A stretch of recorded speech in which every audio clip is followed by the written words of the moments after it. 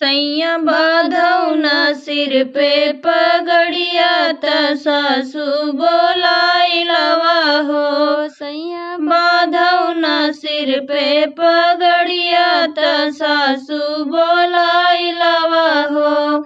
माई मोर धन पिरवा से व्याकुल तोहक बोलावा थी हो। माई मोर धन पिरवा से व्याकुल तोहक बोलावा थी हो।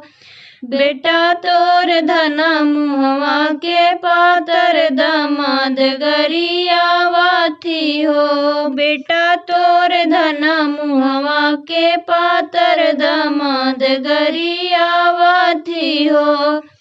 राजा बाधौना सिर पे पगड़िया त जठनी बोलाइलवा हो। राजा बाधौना सिर पे पगड़िया त जठनी बोलाइलवा हो।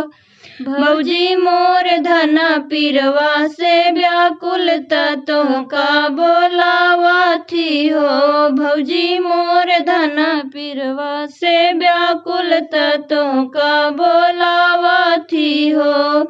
देवरू तोर धन मुहवा के पातर भतीज गरियावा थी हो। देवरू तोर धन मुहवा के पातर भतीज गरियावा थी हो। राजा बाधौना सिर पे पगड़िया त ननदी बोलाइलवा हो। राजा बाधौना सिर पे पगड़िया त ननदी बोलाइलवा हो। बहिनी मोर धन पिरवा से व्याकुल तोहका बोलावा थी हो।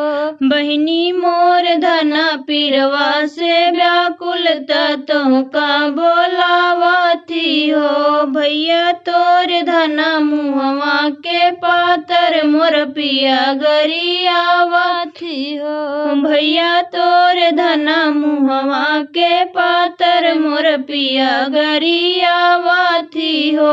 बेटा तोर धन मुहवा के पातर दामाद गरियावा थी हो। बेटा तोर धन मुहवा के पातर दामाद गरियावा थी हो। देवरू तोर धन मुहवा के पातर भतीज गरियावा थी हो। देवरू तोर धन मुहवा के पातर भतीज गरियावा थी हो।